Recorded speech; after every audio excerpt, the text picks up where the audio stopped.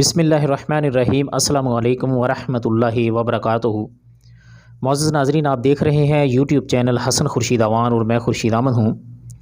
سنہرے فیصلے کے سلسلے میں ہماری آج کی اس دوسری ویڈیو کا موضوع ہے بر وقت فیصلہ۔ یہ فیصلہ خلیفہ ثانی حضرت عمر فاروق رضی اللہ تعالی عنہ نے حاکم مصر کے خلاف دیا تھا، لیکن ویڈیو میں آگے بڑھنے سے پہلے ہم ضروری سمجھتے ہیں کہ ویڈیو کی تفصیل میں جانے سے پہلے آپ کو خلیفہ ثانی عمر فاروق رضی اللہ تعالی عنہ کے بارے میں کچھ معلومات فراہم کر دیں۔ تو خلیفہ ثانی عمر فاروق رضی اللہ تعالی عنہ کا تعلق قریش کے قبیلہ بنو عدی سے تھا۔ ان کا نسب نبی صلی اللہ علیہ وآلہ وسلم کی 8ویں پشت میں کعب بن لوئی پر جا ملتا ہے۔ انہوں نے 6 نبوی میں 26 یا 27 برس کی عمر میں اسلام قبول کیا۔ اپنی ممتاز بیٹی ام المؤمنین حفصہ رضی اللہ عنہ کی نسبت سے ابو حفص کو نیت اختیار کی۔ دور جاہلیت میں انہوں نے عراق و شام وغیرہ کے بکثرت سفر کیے تھے اور وہاں کے حکمرانوں سے ملاقاتیں بھی کی تھیں۔ حضرت ابوبکر رضی اللہ عنہ نے انہیں اپنا جانشین مقرر کیا۔ حضرت عمر فاروق رضی اللہ تعالی عنہ نے 13 ہجری تا 23 ہجری ایسے عمدہ طریقے سے حکومت کی، ان کے بعد اس کی کوئی مثال نہیں ملتی۔ یعنی 13 ہجری سے 23 ہجری تک 10 سال ایسی زبردست حکومت کی کہ ان کے بعد اس کی کوئی دوسری مثال نہیں ملتی۔ ان کے عہد میں اسلامی لشکروں نے ساسانی اور بازنطینی سلطنتوں کو فتح کیا اور 22 لاکھ کے مربع میل پر محیط علاقے اسلامی سلطنت میں شامل کیے۔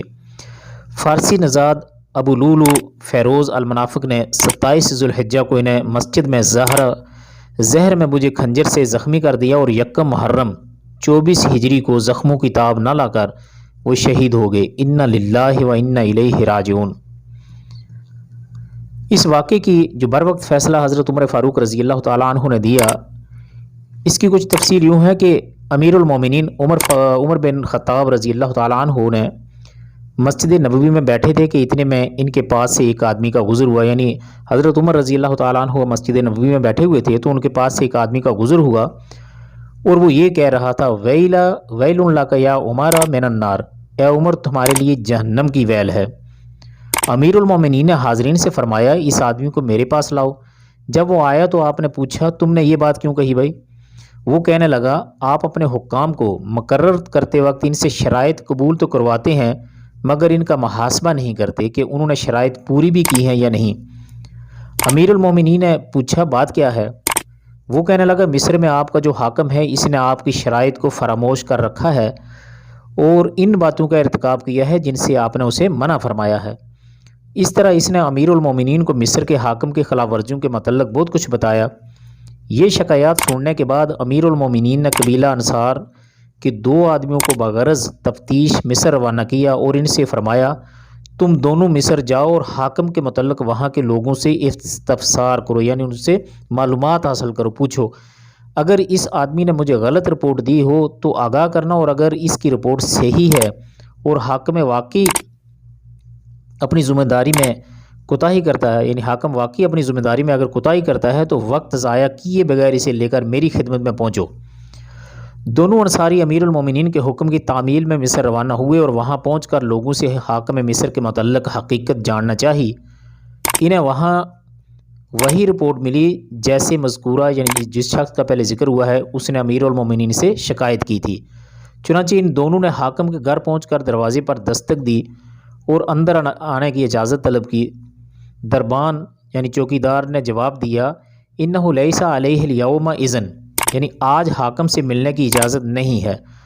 دونوں انصاریوں نے کہا، لا یخرجن علینا او لا نحرکن بابا، یعنی حاکم کو ہمارے سامنے ضرور نکلنا پڑے گا ورنہ ہم ابھی اس کا دروازہ پھونک دیں گے، جلا دیں گے۔ اتنے میں ایک انصاری جلدی سے کہیں سے آگ کا شعلہ بھی لے کر آ گیا۔ دربان اندر داخل ہوا اور حاکم مصر کو اس کی خبر دی۔ حاکم گھر سے باہر نکلا تو ان دونوں نے کہا، ہم امیر المومنین کا پیغام لے کر آئے ہیں، تمہیں ہمارے ساتھ چلنا ہی ہوگا۔ حاکم نے کہا، میری ایک ضرورت ہے، تھوڑی دیر کے لیے مہلت دو تاکہ تیاری کر لوں۔ انہوں نے کہا، امیر المومنین نے ہمیں حکم دیا ہے کہ تمہیں ایک پل کی بھی مہلت نہ دی جائے۔ جب وہ دونوں حاکم مصر کو لے کر مدینہ منورہ امیر المومنین حضرت عمر فاروق رضی اللہ عنہ کی خدمت میں پہنچے تو اس نے سلام کیا، مگر امیر المومنین نے اسے نہیں پہچانا کیونکہ اس کی حیت پہلے سے بہت بدل چکی تھی۔ وہ مصر کا حاکم بن کر جانے سے قبل گندمی رنگ کا انسان تھا، مگر جب مصر کی سبزی اور شادابی اس کو راس آئی تو وہ گورا چٹا اور باری برکم یعنی موٹا تازہ ہو گیا۔ اس لیے امیر المومنین نے تعجب سے پوچھا، تم کون ہو بھائی؟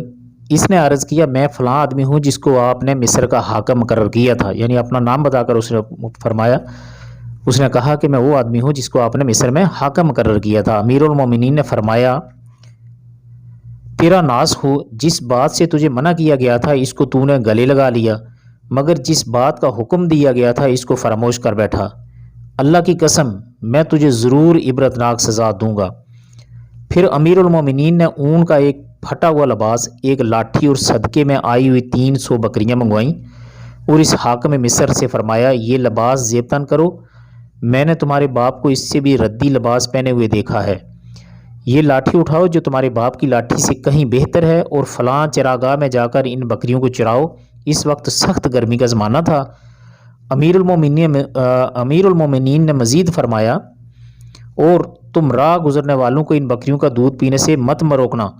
صرف عمر کے گھر والوں کو، یعنی حضرت عمر رضی اللہ عنہ نے اپنے بارے میں فرمایا کہ صرف عمر کے گھرانے والوں کو روکنا، کیونکہ مجھے نہیں معلوم کہ عمر کے گھرانے والوں نے کبھی صدقے کی بکریوں کے دودھ یا گوشت میں سے کچھ استعمال کیا ہو۔ جب وہ آدمی حاکم مصر واپس ہوا تو امیر المومنین نے اسے بلایا اور پوچھا، جو کچھ میں نے کہا ہے سمجھے یا نہیں؟ وہ فوراً زمین پر گر گیا اور کہنے لگا، اے امیر المومنین، یہ کام مجھ سے نہیں ہو سکتا، چاہے آپ میری گردن اڑا دیں۔ امیر المومنین نے فرمایا، فَإِنْ رَدَدْتُكَ فَأَيَّ رَجُلٍ تَكُونُ، اگر میں نے تمہیں گزشتہ منصب پر بحال کر دیا تو پھر تم کس طرح کے آدمی ہوگے، یعنی کس طرح کے پھر آدمی بنو گے؟ وہ کہنے لگا، وَاللَّهِ لَا أَيَبْلُغُكَ بَعْدَهَا إِلَّا مَا تُحِبُّ، اللہ کی قسم اب اس کے بعد آپ کو وہی رپورٹ پہنچے گی جو آپ پسند کریں گے۔ پھر امیر المومنین یعنی حضرت عمر فاروق رضی اللہ تعالی عنہ نے اسے اس کے سابقہ عہدے پر فائز کر دیا۔ چنانچہ اس کے بعد وہ آدمی مصر کا ایک مثالی حاکم ہو گیا اور اپنی ذمہ داریاں خوف و تقوی اور خلاص اور للہیت کے ساتھ انجام دینے لگا۔ تو معزز ناظرین، یہ تھی ہماری آج کی ویڈیو، یہ تھا وہ بروقت فیصلہ، اور یہ تھے وہ قرون و رولا جس کی وجہ سے اسلام پوری دنیا میں غالب رہا۔ وہ لوگ ہمیشہ اسلام کے احکامات کو مقدم رکھتے تھے۔ تو یہ اس طرح کے ہمارے حکمران تھے۔ اللہ تعالیٰ سے دعا ہے کہ اللہ تعالیٰ ایک بار پھر مسلمانوں کو ایسے ہی حکمران نصیب فرمائے، تاکہ ہمارا وہی سنہری دور ہے جو ہے وہ پھر سے واپس آ سکے، اور ہر مسلمان کو، ہر انسان کو، تاکہ اس کا حق مل سکے، انصاف مل سکے۔ اگر ویڈیو پسند آئے تو لائک اور شیئر ضرور کیجیے گا، اور اگر ابھی تک ہمارے چینل کو سبسکرائب نہیں کیا تو چینل کو سبسکرائب بھی ضرور کیجیے گا۔ ملتے ہیں اگلی ایک ویڈیو میں، تب تک کے لیے اللہ حافظ۔ السلام علیکم ورحمۃ اللہ وبرکاتہ۔